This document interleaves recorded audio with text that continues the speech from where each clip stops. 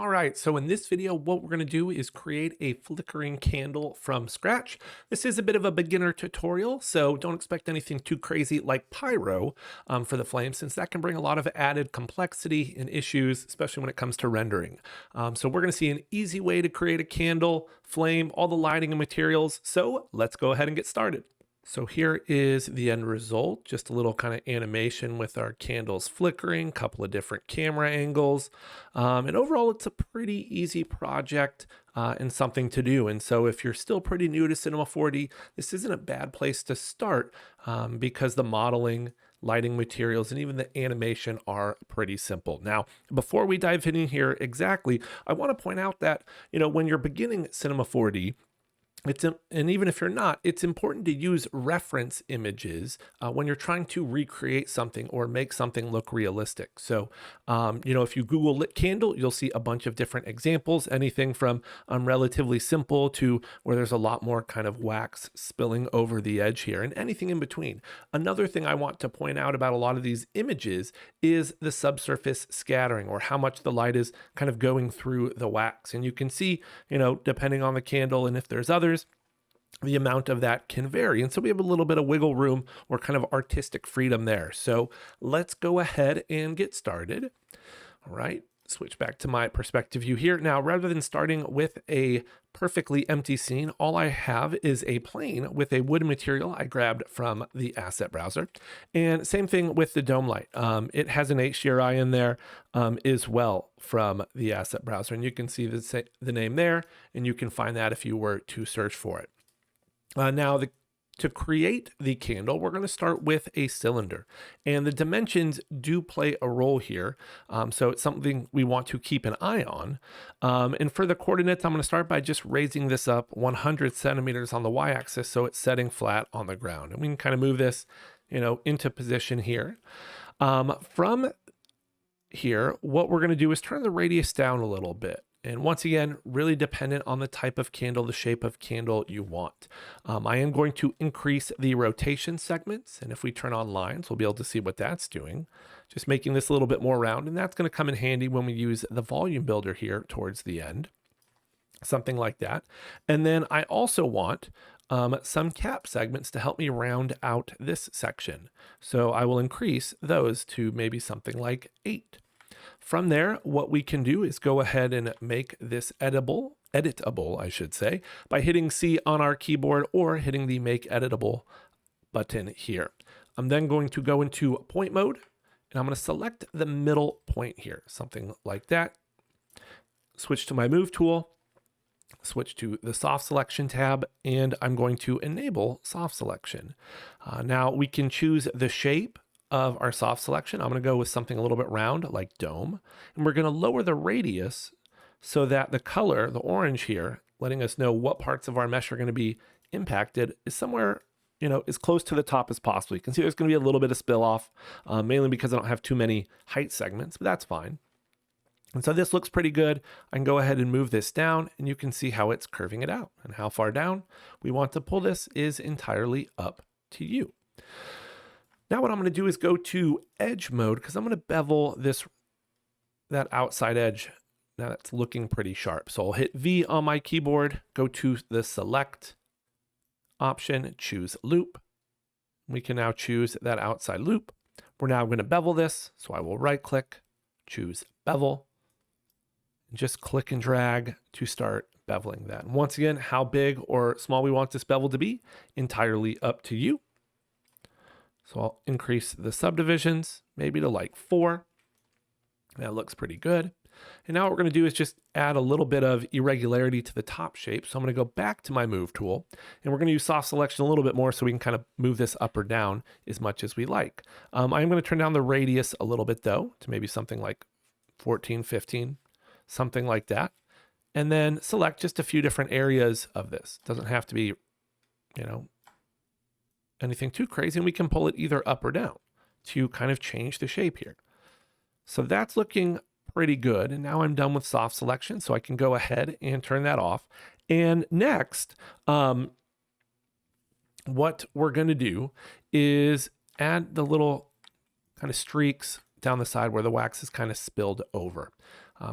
we want to go into edge selection, select one of our edges here, and we're going to right click and choose edge to spline. That's going to create a spline from that edge. That's now a child of our cylinder. So I can pull that out. And let's name this candle while we're here. And we're going to place this inside a sweep. So I will create a sweep, place that spline inside. And since all a sweep is essentially an extrude along a spline, we need to tell it what shape we want to extrude. And that will just be a circle spline. So we can create one of those, drop it into the sweep, and you'll see that that circle is way too big. So we'll lower the radius or just really scale it down. We'll accomplish the same things. Maybe something like that.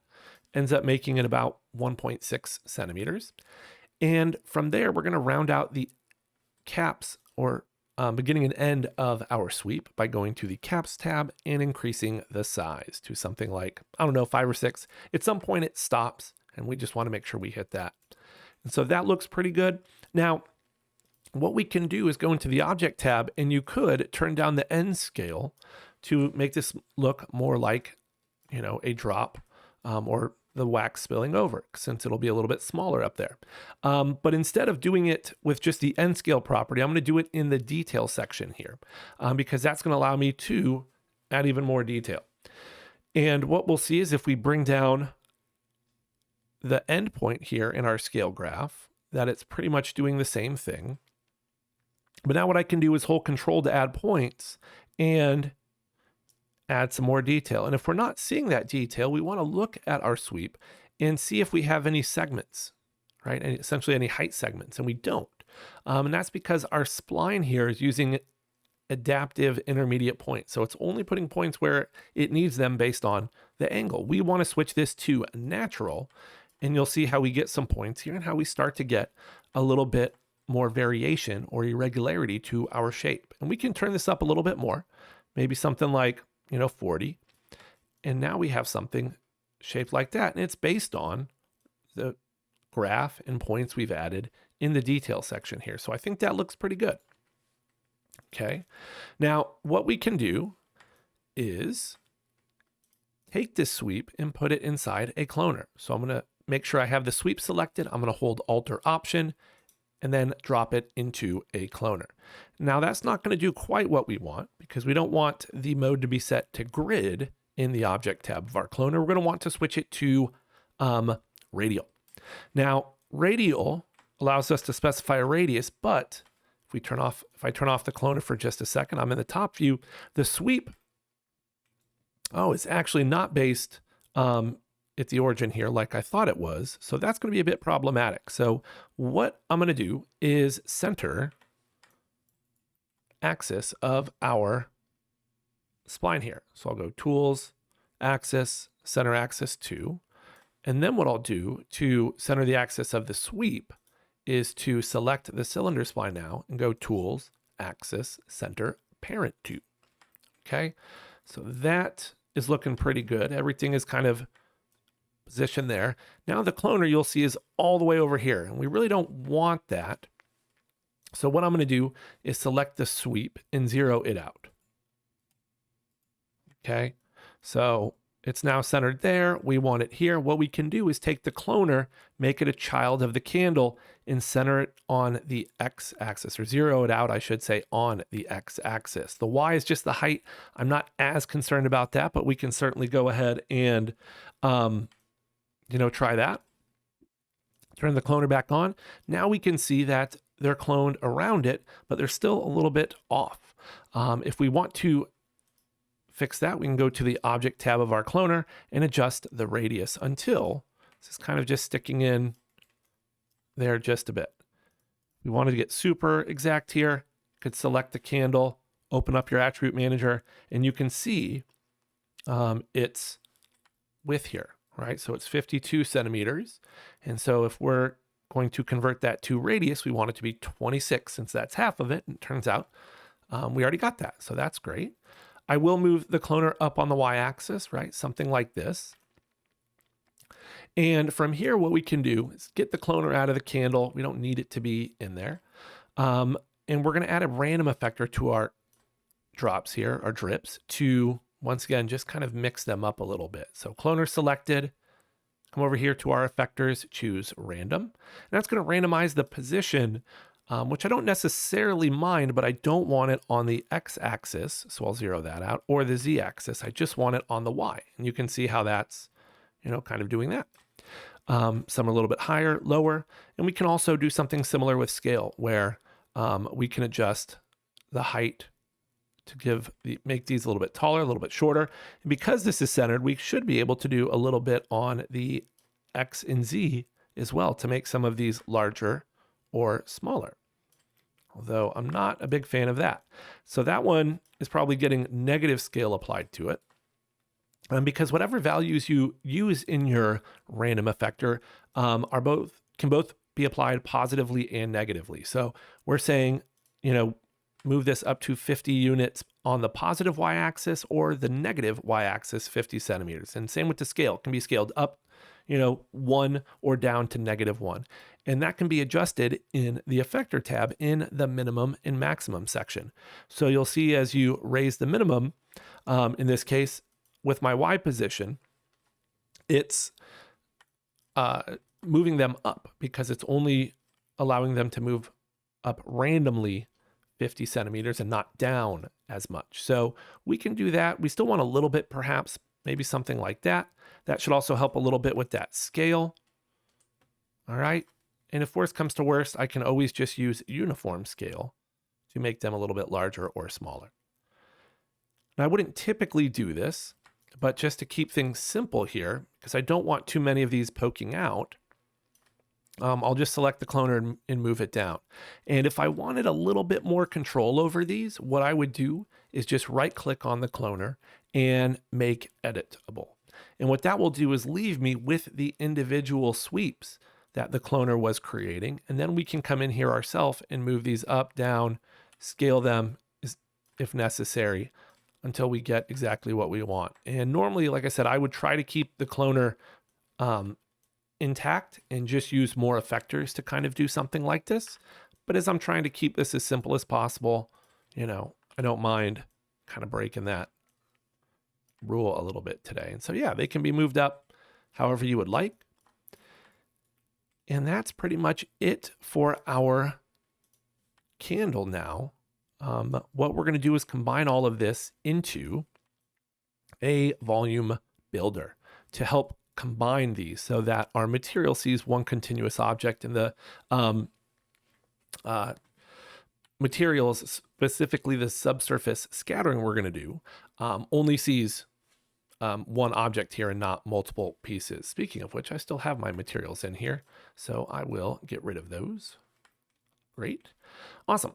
So volume builder is what we want, and we're going to place the cloner null as well as the candle inside of there.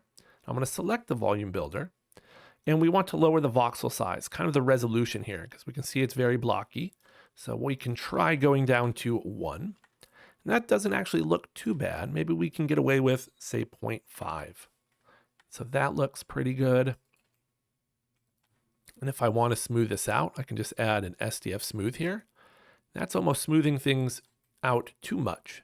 So I have a couple of different options here. I could lower the strength, right? And that's kind of bringing back some of that. Or I could lower the voxel size, right? So if the strength is back to 100, voxel size could be 0.1. And that's going to take a little bit longer to kind of compute. And now you can see the smooth here, and it's almost like we need more smooth. So I think I'll do a combination where maybe I use the voxel size of, say, 0.3 and maybe just turn down the strength here just a bit. But overall, that looks pretty good. And this is going to help keep things pretty speedy since I didn't lower that voxel size down to 0.1. When you're happy with this, I would also recommend caching the candle here.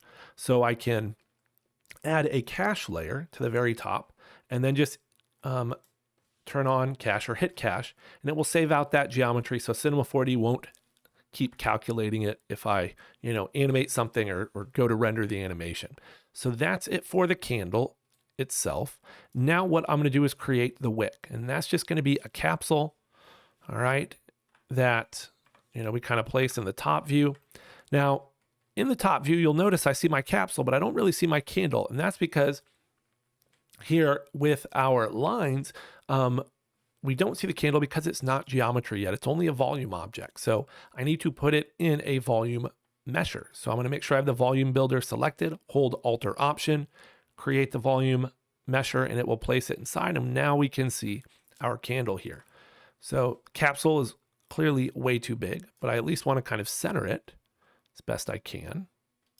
Switch to, say, a side view using F3 and scale that down so it's like that. Maybe make it a little bit taller, right? And since this wick, would go all the way down, we can certainly make it as tall as we want and then just pull it into position. And I may turn off my lines here. So I'll just go back to shading mode. And I suppose I could also throw this volume mesher into a remesh in order to simplify the polygons, reduce my polygon count because I don't need that many. But I think for this, it'll be just fine. So I think that looks pretty good for the wick. What we could do is add a bend deformer.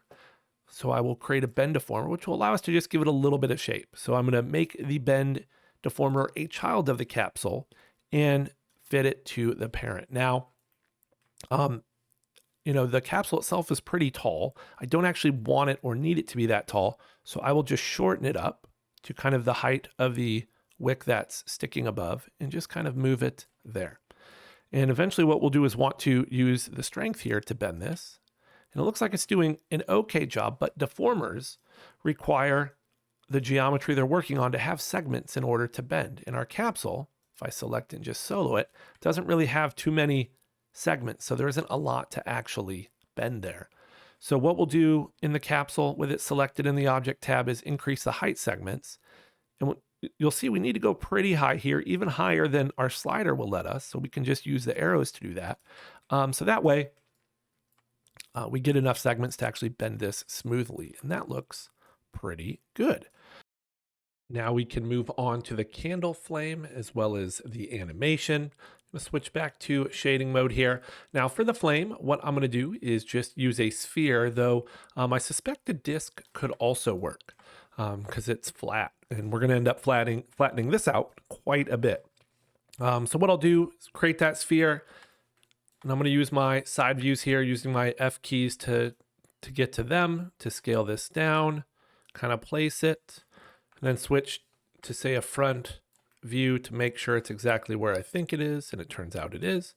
I had to be a little bit careful there because the wick is a bit bent. So that looks pretty good where it is. I'm going to hit C to make it editable. Also could hit the Make Editable button and go into point mode, select the top point here. So we're going to try and create something a little pointed. We're going to need soft selection again. So I will select my move tool, make sure that is turned on. And we're going to need to turn this radius down even more. Now I'm not going to want a dome shape for this. I'm going to want something like linear, maybe even bell, or shoot, why don't we go with needle?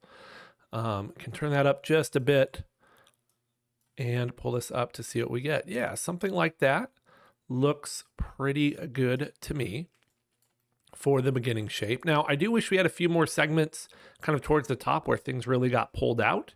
So what I can do is right click and go to Loop Path Cut and just kind of eyeball maybe a couple of cuts in here, right? Nothing too crazy.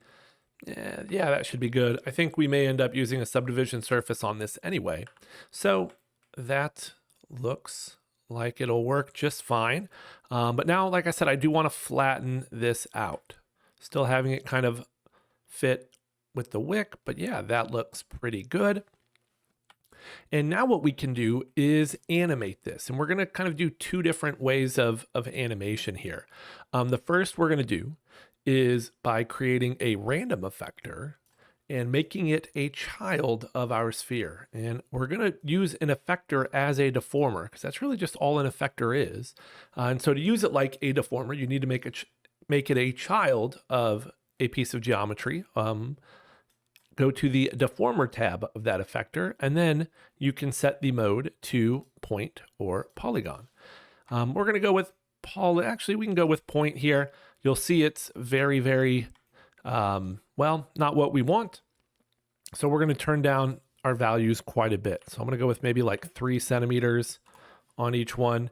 We can see even that's too much. We may want to, and I think I did in the example I showed at the beginning, is used polygon here. But that still appears to be a little bit too much. So we can try lowering this. Maybe we need to go lower. Yeah, something like that, at least to start, because we are going to come in here and animate this. So this may mean we change some things. In the effector tab, I want to switch the random mode to noise. And as you can see now, that all kind of went away. So yeah, we are going to increase this a little bit. And you can see X is there. We really want Y more than anything. So maybe we'll set Y to like 10. And we want to be a bit careful with these kind of intersecting and whatnot. So why don't we just set them to like 4 there. Another thing we can do is turn down the scale a lot. So that way it's working on more of the points. And, maybe we go back and turn the mode back to points. But you can see if I hit play, we now get something like this. Okay, so the scale, can still go a little bit lower. I don't like the fact that it's kind of intersecting and whatnot. So we may want to go a little bit bigger there. That looks pretty good. We can maybe try turning up the X and Z a little bit just for fun. Let's see what point does. Honestly, it looks pretty similar. So yeah, we can keep it like that. And we could always increase the scale a bit more if we do want a little bit less kind of intersecting there. So that looks pretty good. Okay, maybe want it a bit faster. So let's increase the animation speed. And there we go. Something like that.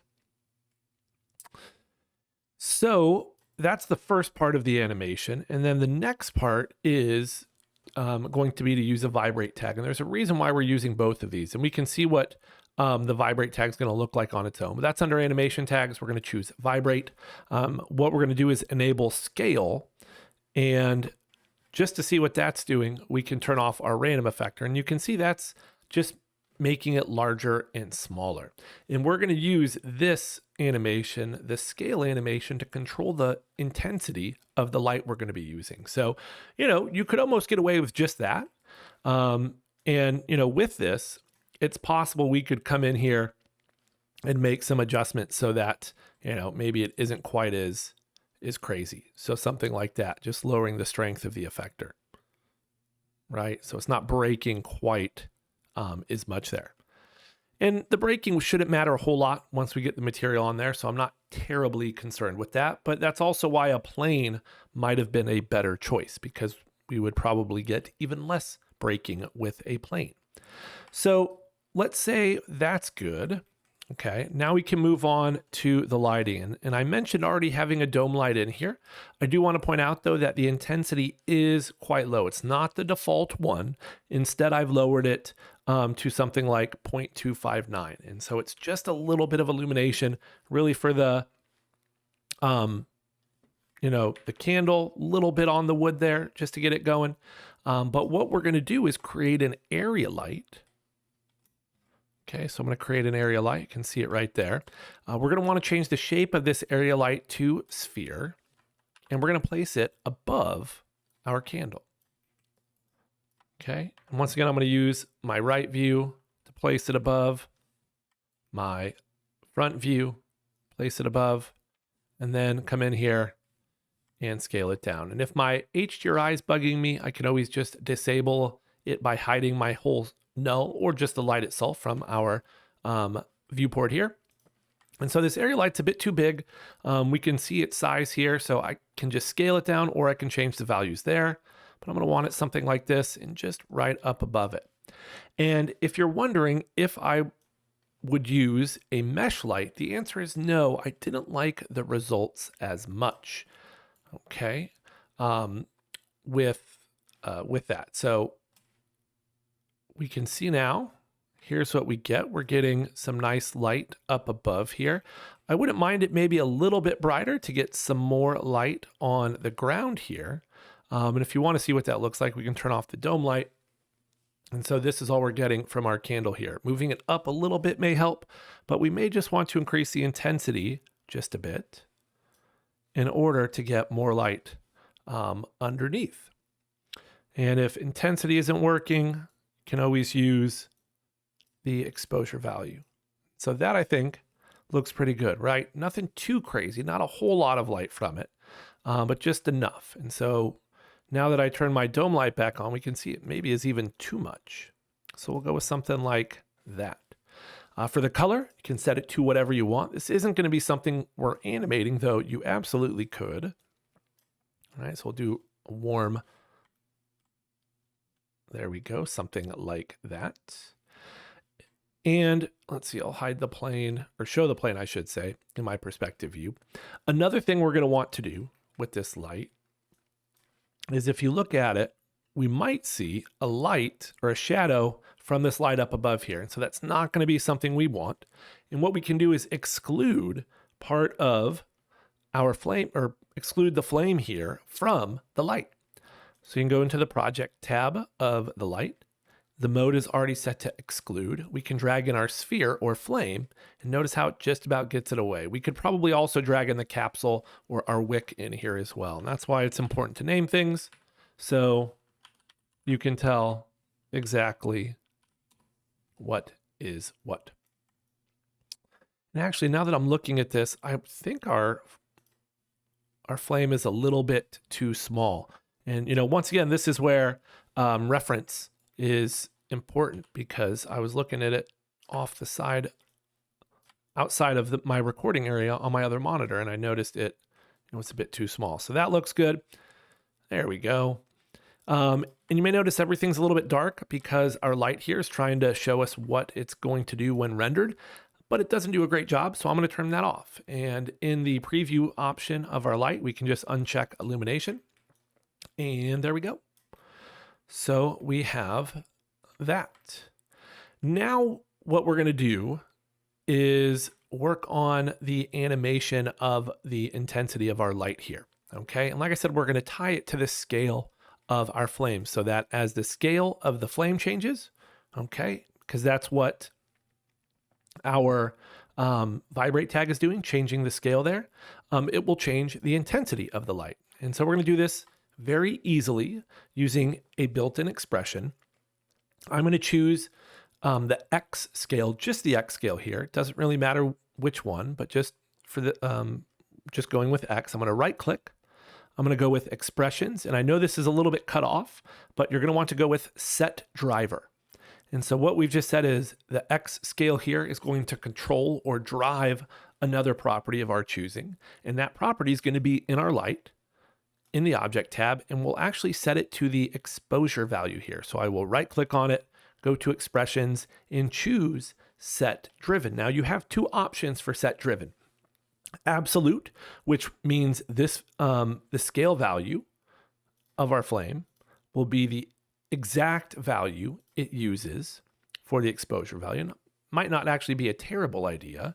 The other option in here is relative. And so this is what I'll go with, just so I can explain it, because absolute is 1-to-1. Whatever the scale value of X is, it's going to use for our exposure value. But here with it set to relative, what we can do is set the range it wants to use. And when we create that expression, it creates that expression using Espresso, which is Cinema 4D's visual programming language here. So if you double click on your Espresso tag, this is what you'll get.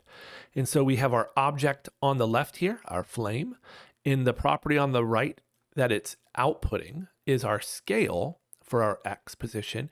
And that is being connected to the input of a range mapper that allows us to control the range of values we want to use for these two properties. So the input options here are going to be for the scale, whereas the output options will control what values go to the intensity. And so if you do this and choose absolute, the input lower would equal the output lower, and the input upper would equal the output upper. And in this case, what we're saying is our scale is going to be in the range of 1 to 100, whereas the range that we want to use in our exposure value is 0.84 to 100. And so that's actually really close together, but those ranges aren't very accurate, because if I look at my flame and the scale value here, the scale really only goes from like 0.8, 0.7 in this case to like, 1.3, 1.4 maybe. All right. So what I could do is say, all right, the lower input for our scale goes to not 7, but from 0.7 to say 1.3. So that is the amount of variation, the range of values our input is going to have, our scale is going to have. And then for the output, we can say, well, really it's going to be like 0 to like, 3 is what I want that exposure value to kind of go between 0 and 3. And so now as I scrub through here, you'll see that exposure value is changing. All right. Did I even see it negative for a second there? I guess I did. So that's a bit strange. But what that means is the inputs here are just a bit off. And I don't necessarily mind that. But now what we'll see when we render is, and that dome light, I still think, I don't know, it's maybe a bit too bright. But we should see, a little bit darker, a little bit brighter, a little bit darker, a little bit brighter.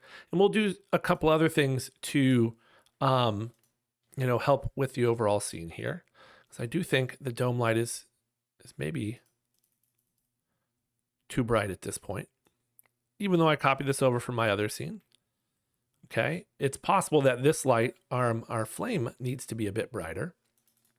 So what I can do is in my range here, either raise the lower and say, no, it should really only be between 1 and 3, or raise the upper and say, you know what, maybe it can go to 8. And so now we're starting to get a wider range of values in there. So it's at 3. You can kind of see it changing, and you can see it actually does get pretty bright here, maybe to the point we don't even need the dome light. All right, so maybe just do something like that where it's barely even noticeable. And honestly, I like it just because it's adding a little bit of illumination to the candle. Okay, have a nice shadow on the ground from this. And great, that's our animation. And you can see how it's kind of flickering and changing, even though, right, we're not seeing it play smoothly here. That was what we were seeing in the second part here, how it's changing. And the values maybe weren't as large as what we ended up with in what I'm showing you, but still the same process. Okay, so we have our animation done. And now what we can do is move on to our materials.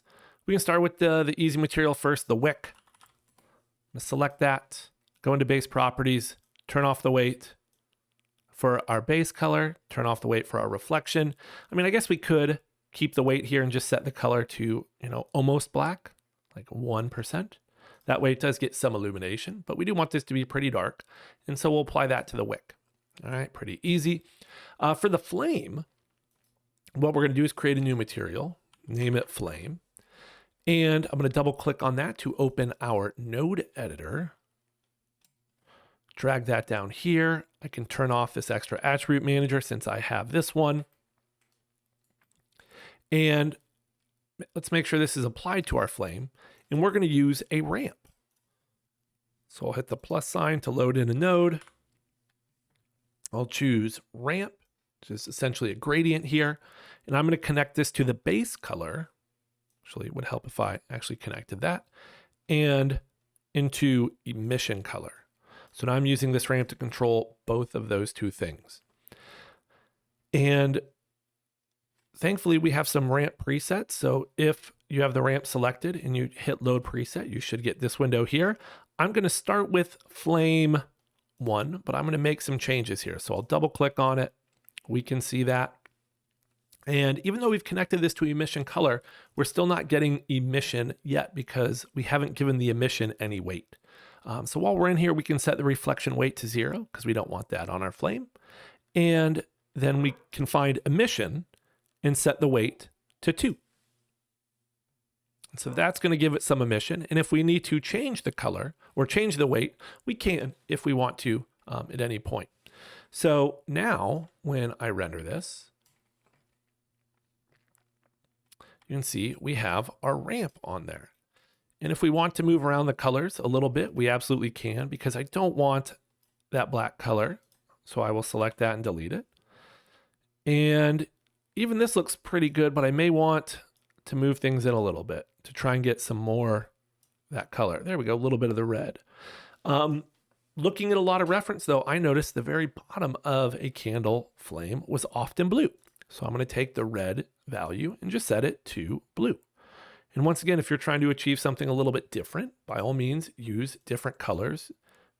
Do what suits you. Actually, I think that red is a little bit too much. So yeah, we have our blue.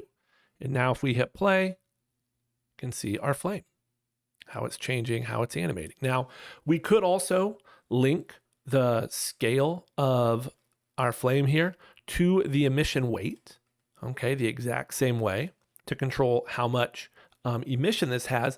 But since we have a light that we're using for that, we really aren't going to gain much by doing this, okay? So there's our flame. Looks pretty good. And then lastly, we have our candle material. So I'll hit plus sign again to create a new material, name it candle, apply it to the candle.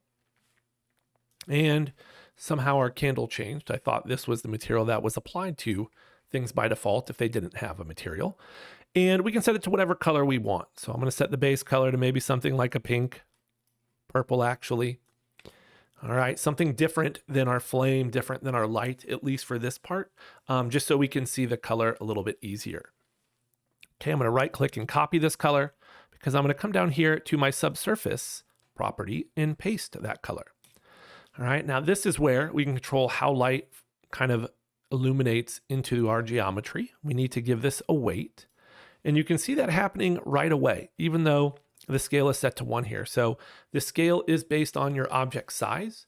And since we haven't been quite working to a realistic scale, because I think if our candle is something like 200 centimeters tall, which is pretty tall, I think it's 2.5 centimeters per inch. So that's, like really big. That is something to consider.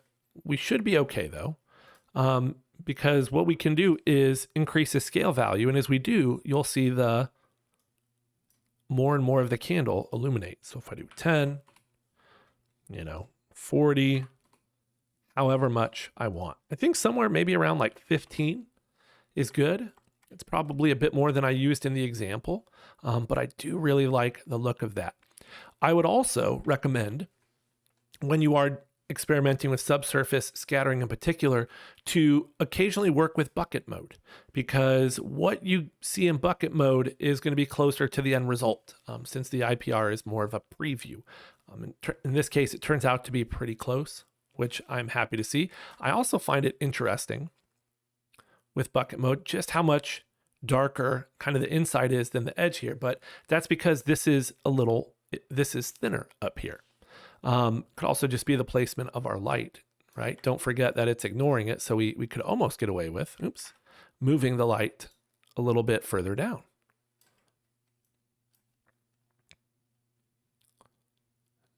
And you can see how that helps a little bit, though actually not as much as I was expecting. So I'll place it back up here. And something else we could do as well, if we are really trying to, make this as accurate, is add that same vibrate tag to our light. And instead of having it do scale, have it do position, and not on the X-axis, but on the Y. So have it do something like, I don't know, maybe like 10 centimeters. And that will help our shadows change, right? Since the position of the light's going to be changing as well as the brightness, that will help the shadows change a little bit as the flame's a little bit bigger, smaller. And while it probably won't match exactly, it should be close enough. The whole idea with this candle is that it looks pretty good up close, but it's not perfect, right? It's not necessarily like a hero candle where you'd probably have a lot more detail and probably use something like pyro for the flame as opposed to, this kind of geometry shortcut. So I think we're ending up with something that looks pretty good. The last thing we want to do with this is set up a camera. And the reason why I want to set up a camera is because we have bloom or glow inside of our camera that we can use to kind of help finish this off and pull it together. And now I see this, I think we have too much subsurface scattering. So it's important to, look at a few different frames because the intensity of our light changes, which means the amount of subsurface scattering or how far that light travels through it can change. So maybe we can just put this at like 7, just to make it a little bit smaller. All right, of course, it's the last bucket that takes the longest. All right, looks pretty good to me. And so whenever I'm happy with my view, I will create a camera as well as look through it. And I do place cameras in my scene null just to stay organized. And what we want to do is go to the lens effects tab here.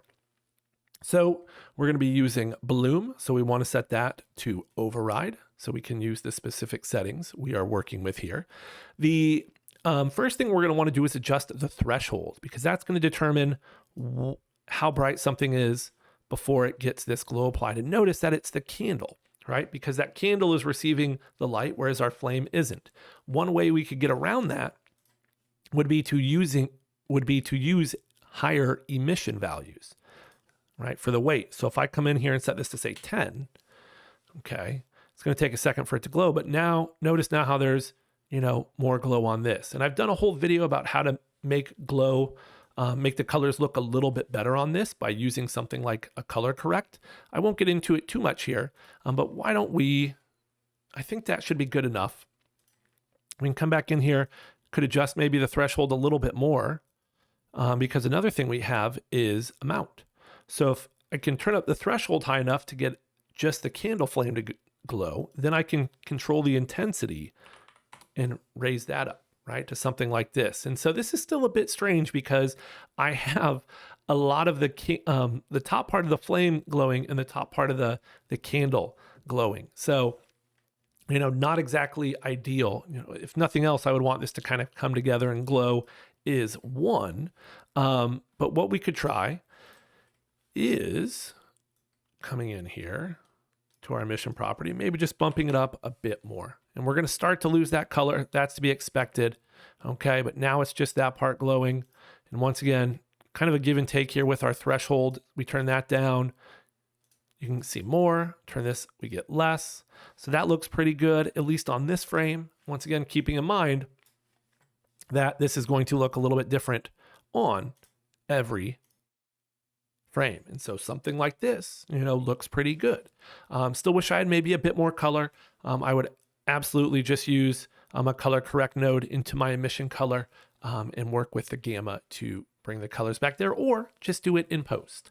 Do it in After Effects if I'm going to be doing any kind of color correction there. Now we can just finish the composition, and all we're going to need to do is group our candle together here, placing it in a null.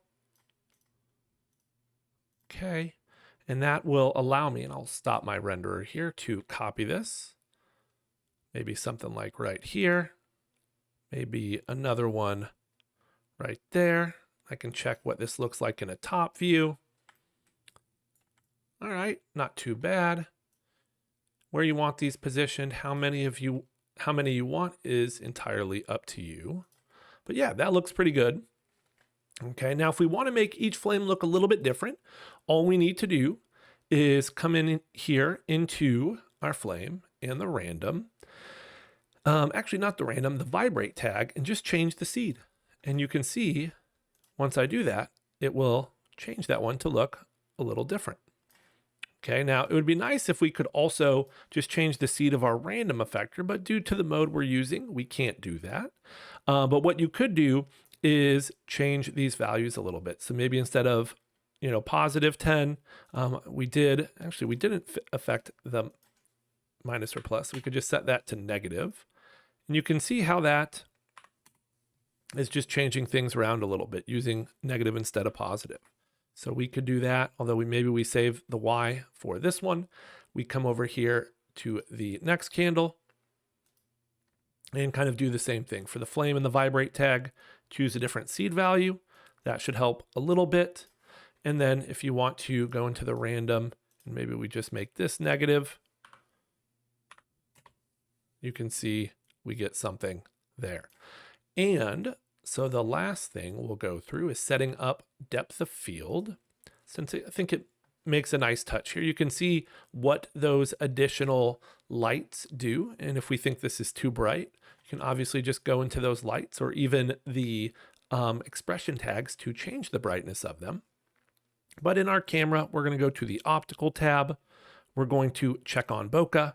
And for our focus distance, we can choose whatever we want. But in the animation, you saw at the beginning, I did choose the front camera here. I'm going to lower this aperture now until I get the exact amount of depth I want. And so I may need to go a bit lower than you would expect. So we're starting to get a little bit there. But if we want to get some really shallow depth of field, we could decrease it even more and end up with something like this. And with that, that will do it for this one. If there's anything else you would like to see, please leave me a comment down below. And if you found this video helpful, if you could do me a favor, like it and subscribe to my channel, I'd appreciate it. Until next time, take care.